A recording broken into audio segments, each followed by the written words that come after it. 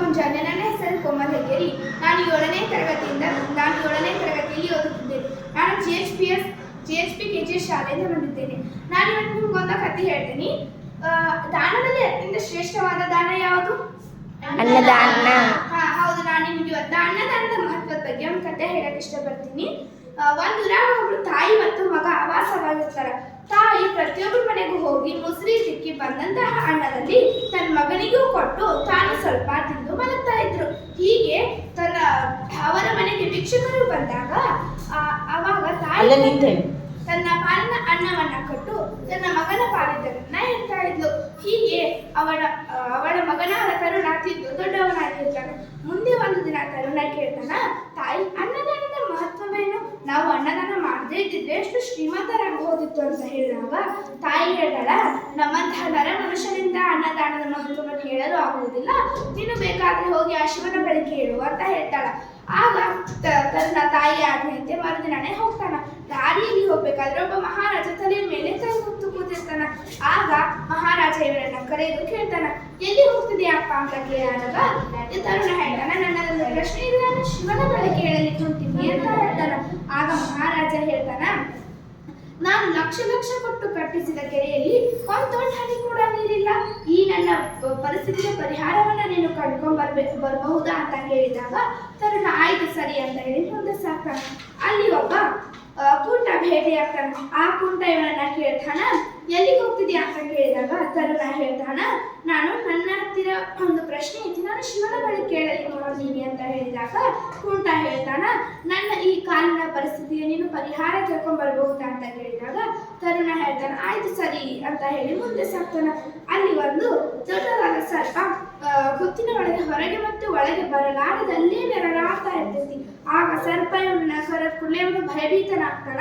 ಆಗ ಸರ್ಪ ಹೇಳ್ತೈತಿ, ಭಯಪಡಬೇಡ, ನೀನು ಎಲ್ಲಿಗೆ ಹೋಗ್ತಿದ್ಯಾ ಅಂತ ಕೇಳಿದಾಗ ನಾನು ನನ್ನ ಹತ್ತಿರ ಒಂದು ಪ್ರಶ್ನೆ ಐತಿ, ನಾನು ಶಿವನ ಬಳಿ ಕೇಳಲಿಕ್ಕೆ ಹೋಗ್ತಿದ್ದೀನಿ ಅಂತ ಹೇಳಿದಾಗ ಸರ್ಪ ಹೇಳ್ತೈತಿ, ನನ್ನ ಈ ಪರಿಸ್ಥಿತಿಗೆ ನೀನು ಪರಿಹಾರವನ್ನ ಕೇಳ್ಕೊಂಡ್ ಬರ್ಬಹುದಾ ಅಂತ ಹೇಳಿದಾಗ ತರುಣ ಸರಿ ಅಂತ ಹೇಳಿ ಮುಂದೆ ಸಾಕ್ತಾನ.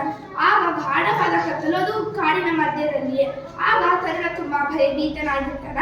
ಆಗ ಒಬ್ಬ ಬೇಡ ಬಂದು ಎಲ್ಲಿಗೆ ಹೋಗ್ತಿದ್ಯಾ ಅಂತ ಕೇಳಿದಾಗ ನನ್ನ ಒಂದು ಪ್ರಶ್ನೆ ಐತಿ, ನಾನು ಶಿವನ ಬಳಿ ಕೇಳಲಿಕ್ಕೆ ಹೋಗ್ತಿದ್ದೀನಿ ಅಂತ ಹೇಳ್ತಾನ.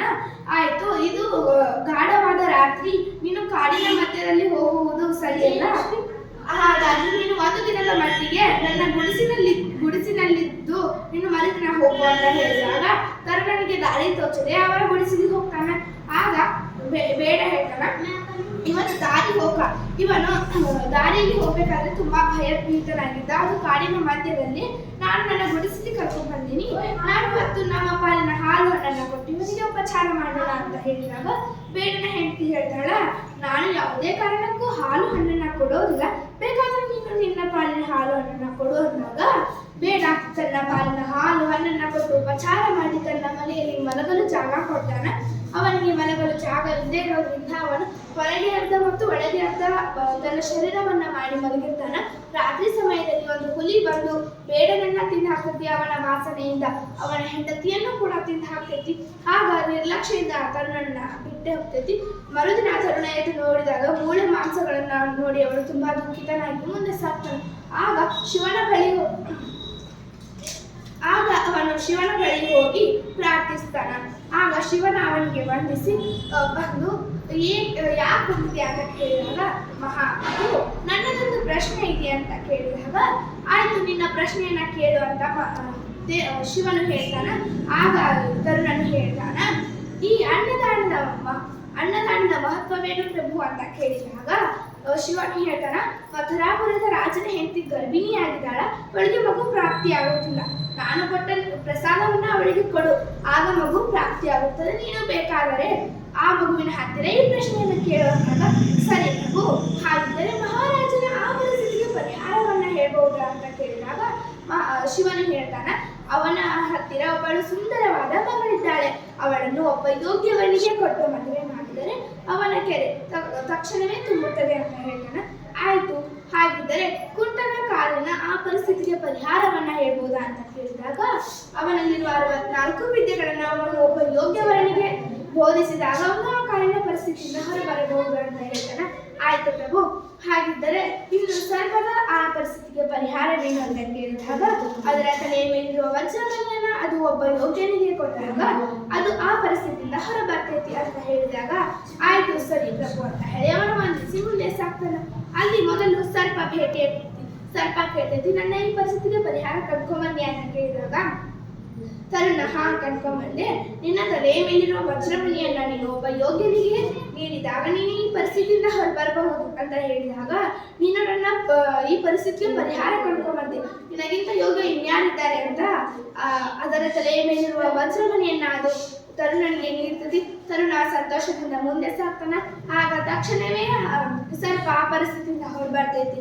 ಆ ನಂತರ ಮುಂದೆ ನಾ ಹೇಳ್ದೆ ಕುಂಟ ಭೇಟಿ ಆಗ್ತಾನ. ಕುಂಟ ಕೇಳ್ತಾನ, ನನ್ನ ಈ ಕಾಲಿನ ಪರಿಸ್ಥಿತಿಗೆ ನೀನು ಪರಿಹಾರ ಕಂಡ್ಕೊಂಬಂದೆ ಅಂತ ಕೇಳಿದಾಗ ಕಂಡ್ಕೊಂಬಂದೆ, ನಿನ್ನಲ್ಲಿರುವ 64 ವಿದ್ಯೆಗಳನ್ನ ನೀನು ಒಬ್ಬ ಯೋಗನಿಗೆ ಬೋಧಿಸಿದರೆ ನೀನು ಈ ಕುಂಟತನದ ಕಾಲಿನ ಪರಿಸ್ಥಿತಿಯಿಂದ ಹೊರಬರಬಹುದು ಅಂತ ಹೇಳಿದಾಗ ನಿನಗಿಂತ ಯೋಗ್ಯ ಇನ್ಯಾರಿದ್ದಾರೆ ಅಂತ 64 ವಿದ್ಯೆಗಳನ್ನ ತರುಣನಿಗೆ ಬೋಧಿಸ್ತಾನೆ. ಆಗ ಅವನು ಆ ಕಾಲಿನ ಪರಿಸ್ಥಿತಿಯಿಂದ ಹೊರಬರ್ತಾನೆ. ಅವನು ತುಂಬಾ ಖುಷಿ ಆಗ್ತಾನೆ. ಮುಂದೆ ಸಾಕ್ಬೇಕಾದ್ರೆ ಅಲ್ಲಿ ಮಹಾರಾಜ ಇರ್ತಾನೆ. ಮಹಾರಾಜ ಕೇಳ್ತಾನೆ, ನೀನು ನನ್ನ ಈ ಕೆರೆಯ ಪರಿಸ್ಥಿತಿಗೆ ಪರಿಹಾರವನ್ನ ಕಂಡ್ಕೊಂಬಂದ್ಯಾ ಅಂತ ಕೇಳಿದಾಗ ಪ್ರಭು, ನಿಮ್ಮ ಮಗಳನ್ನ ಒಬ್ಬ ಯೋಗ್ಯವನಿಗೆ ಕೊಟ್ಟು ಮದುವೆ ಮಾಡಿದರೆ ನಿಮ್ಮ ಒಂದು ಕೆರೆ ತುಂಬತೈತಿ ಅಂತ ಹೇಳಿದಾಗ ಹೌದೇನಪ್ಪ, ನಿನಗಿಂತ ಯೋಗ್ಯ ಇನ್ಯಾರಿದ್ದಾರೆ ಅಂತ ಅವನ ಮಗಳನ್ನ ಅವನಿಗೆ ಕೊಟ್ಟು ಮದುವೆ ಮಾಡ್ತಾರೆ. ತರುಣ ತನ್ನ ಹೆಂಡತಿಯನ್ನ ಕರೆದುಕೊಂಡು ಮಥುರಾಪುರದ ರಾಜನ ಬಳಿ ಹೋಗ್ತಾನೆ. ಆಗ ಮಥುರಾಪುರದ ರಾಜನಿಗೆ ಹೇಳ್ತಾನೆ, ಇದು ಶಿವನು ಕೊಟ್ಟ ಪ್ರಸಾದವಾಗಿದೆ, ಇದನ್ನ ನೀನು ಮಹಾರಾಣಿಯವರಿಗೆ ಕೊಟ್ಟರೆ ಮಗು ಪ್ರಾಪ್ತಿಯಾಗುತ್ತದೆ ಅಂತ ಹೇಳಿದಾಗ ಮಹಾರಾಜ ಒಂದು ಕ್ಷಣವೂ ಯೋಚಿಸದೆ ಆ ಪ್ರಸಾದವನ್ನ ಮಹಾರಾಣಿಯವರಿಗೆ ಕೊಡ್ತಾನೆ. ಆಗ ತಕ್ಷಣವೇ ಮಗು ಪ್ರಾಪ್ತಿಯಾಗ್ತೈತಿ. ಆಗ ತರುಣ ಹೇಳ್ತಾನ ಆ ಸ್ಥಾನದಲ್ಲಿ, ಮಹಾಪ್ರಭು, ನಾನು ನಿಮ್ಮ ಮಗುವಿನ ಹತ್ತಿರ ಒಂದು ಪ್ರಶ್ನೆಯನ್ನ ಕೇಳಬೇಕು ಅಂದಾಗ ಎಲ್ಲರೂ ಅಚ್ಚರಿ ಬೀಳ್ತಾರೆ. ಯಾಕಂದ್ರೆ ಅದು ಮಗುವಿನ ಹತ್ತಿರ ಈ ಒಂದು ವ್ಯಕ್ತಿಯ ಪ್ರಶ್ನೆ ಅಂತ ಆಶ್ಚರ್ಯಗೊಳ್ತಾರೆ. ಆದರೂ ಕೂಡ ಮಹಾರಾಜನಿಗೆ ಮಗುವಾದ ಖುಷಿಯಲ್ಲಿ ಅವನು ತನ್ನ ಮಗುವನ್ನ ಆಸ್ಥಾನಕ್ಕೆ ಕರೆದುಕೊಂಡು ಬರಲು ಆಜ್ಞೆ ಹೇಳ್ತಾನೆ. ಆಗ ಮಗುವನ್ನು ಕರೆದುಕೊಂಡು ಬರ್ತಾರೆ. ಆಗ ತರುಣ ಕೇಳ್ತಾನೆ, ಮಗು ಅನ್ನದಾನದ ಮಹತ್ವವೇನು ಅಂತ ಕೇಳಿದಾನ. ಮಗು, ಅಯ್ಯೋ ಹುಚ್ಚ, ನೀನು ರಾತ್ರಿ ಸಮಯದಲ್ಲಿ ಕಾಡಿನ ಮಧ್ಯದಲ್ಲಿ ಹೋಗ್ಬೇಕಾದ್ರೆ ತುಂಬಾ ಭಯಭೀತನಾಗಿದ್ದೆ. ಆಗ ನನಗೆ ಒಬ್ಬ ಬೇಡ ಬಂದು ಹಾಲು ಹಣ್ಣನ್ನ ಕೊಟ್ಟು ಉಪಚಾರ ಮಾಡಿ ಅವನ ಮನೆಯಲ್ಲಿ ಮಲಗಲು ಜಾಗ ಕೊಟ್ಟ.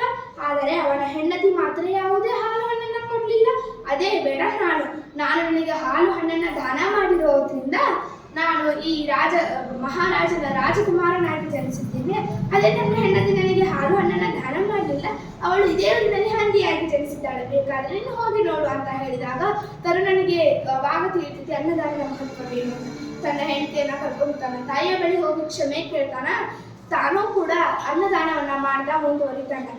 ಅವನಲ್ಲಿರುವ 64 ವಿದ್ಯೆಗಳು ವಜ್ರಮಣಿ ಮಹಾರಾಜಕುಮಾರಿಯಿಂದ ಅವರು ತುಂಬಾ ಶ್ರೀಮಂತರಾಗ್ತಾರೆ.